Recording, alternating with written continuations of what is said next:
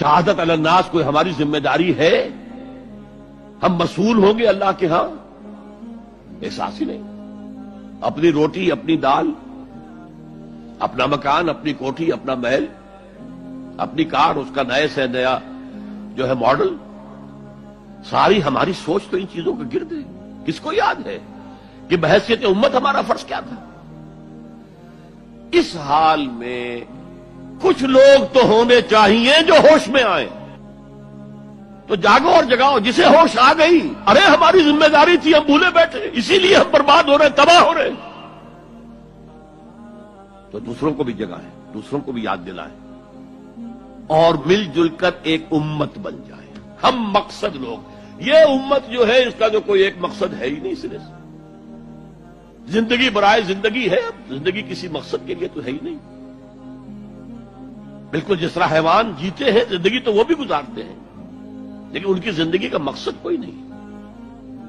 لیکن جو جاگ جائیں، جنہیں احساس ہو جائے، جو محسوس کر لے کہ یہ ہماری اجتماعی ذمہ داری ہے اور اسی کو پورا نہ کرنے کے باعث ضربت علیہم الذلۃ والمسکنۃ وباؤوا بغضب من اللہ کی صورت جو کبھی یہود کی تھی وہ آج ہماری ہو چکی ہے. اب یہ جو امت وجود میں آئے اس کے 3 کام کرنے کے ہیں.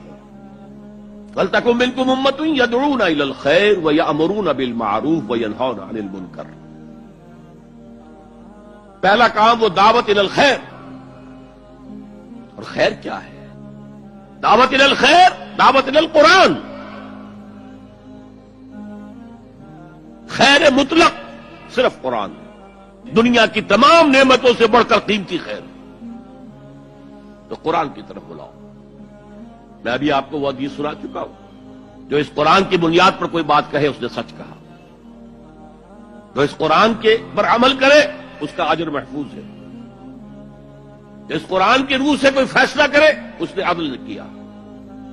اور جو اس قرآن کی طرف بلائے کسی اور کو ہدایت ہو نہ ہو اس کی ہدایت تو ہو گئی.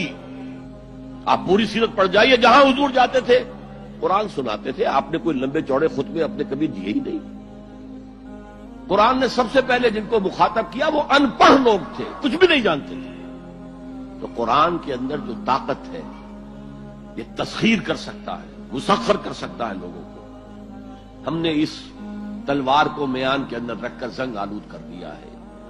جنہوں نے ڈاکٹری پڑھی، انجینئرنگ پڑھی اور کمپیوٹر سائنس پڑھی اور کوئی بزنس ایڈمنسٹریشن پڑھی، ان کے پاس کیا عذر ہے کہ وہ عربی نہیں پڑھ سکتے.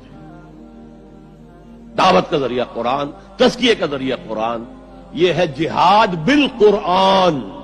دوسرا کام امر بالمعروف نہی عن المنکر.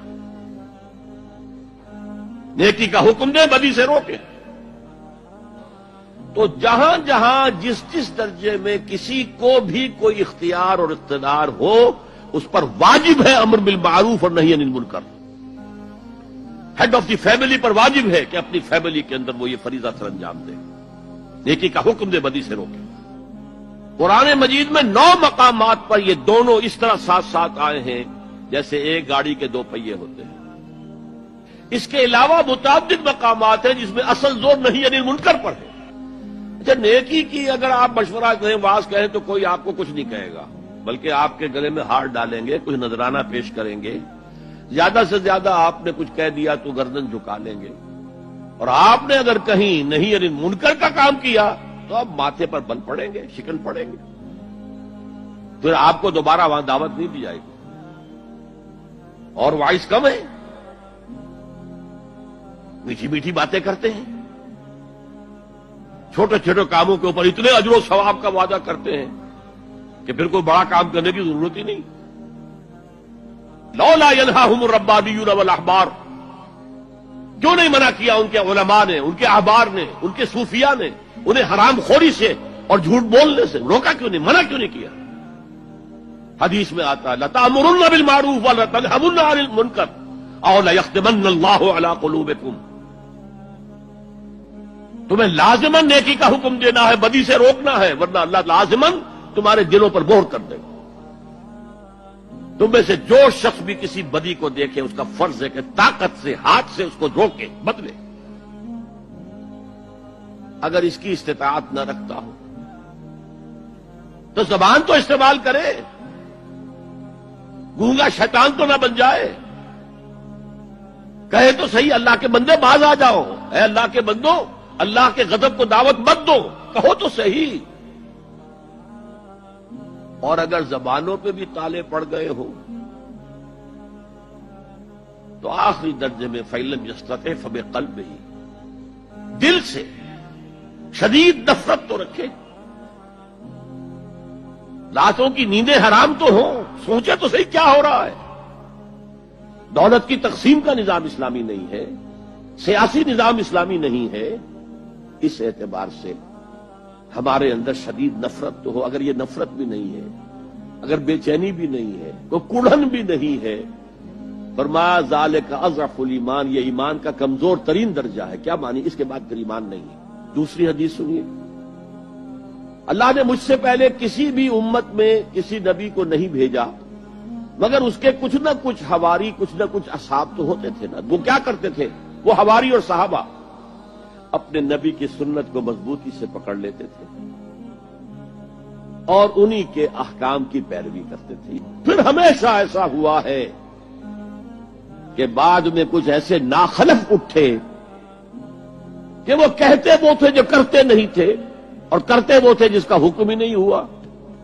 وہ اپنی ہی ایجاد کردہ روایات ہیں، اپنی ہی ایجاد کردہ بدعات ہیں، اپنی ہی ایجاد کردہ رسومات ہیں، ان پر لگے ہوئے ہیں اور دعوے کرتے ہیں اللہ سے محبت، رسول کے عشق کے، جبکہ ان کے عمل میں نہ اللہ کی اطاعت ہے نہ رسول کا اتباع ہے. اب جب ایسی صورت پیدا ہو جائے تو کیا کریں؟ فمن جاہدہم بیدہ فہو مومن، تو جو مسلمان بھی ان کے خلاف جہاد کرے گا اپنے ہاتھ سے، اپنی طاقت سے، وہ مومن ہوگا. ومن جاہدہ بلسانہ فہو مومن، اور جو ان کے خلاف جہاد کرے گا اپنی زبان سے، وہ بھی مومن ہوگا. وہی تین درجے. ومن جاہدہم بقلبہ فہو مومن، جو جہاد کرے گا بالقلب وہ بھی مومن ہوگا. فما وراء ذلک من الایمان حبۃ خردل، اس کے بعد تو ایمان رائی کے دانے کے برابر بھی نہیں ہے. اولئک ھم فلاح پانے والے صرف یہ، اور وہ امت پوری طرح مطمئن ہے ہمارے لیے تو شفاعت ہو ہی جانی ہے.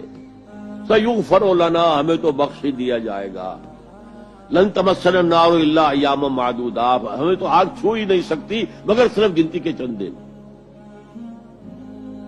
تلک امانیہم، یہ ان کے من گھڑت خیالات ہیں. امانی کہیں گے وشفل تھنکنگ، یہ ان کی وشفل تھنکنگ کے سوا کچھ نہیں. تو انکر المنکرات کیا ہے؟ غیر اللہ کی حکومت انکر المنکرات ہے. اس کے خلاف جدوجہد ہاتھ سے کرو، زبان سے کرو، دل سے کرو. کم سے کم یہ ہے، ورنہ ایمان کا کوئی شائبہ موجود نہیں. لیس وراء ذلک حبۃ خردل من الایمان. اس لیول کے لیے پھر لازمی ضرورت ہے ایک جماعت، ڈسپلن جماعت. یہ بھی فرمایا علیکم بالجماعت، لازم جماعت کی شکل میں رہو. مسلمانوں میں تمہیں 5 باتوں کا حکم دے رہا ہوں، اور یہ حکم اللہ نے مجھے دیا ہے. بالجماعت والسمع والطاعت والہجرت والجہاد فی سبیل اللہ. اس کا چرچا ہی نہیں ہمارے ہاں. کیوں؟ یہ اس لیول سے متعلق ہے جس لیول پہ ہم سوچتے ہی نہیں. اقامت دین کی جد و جہد، نظام کو بدلنے کی جد و جہد، یہ ہمارے ذہن سے خارج، ہمارے تصور دین سے خارج. جس گاؤں جانا نہیں اس کا راستہ کیا پوچھنا؟ جو کام ہم نے کرنا ہی نہیں، اس کے جو لوازم ہیں ان کے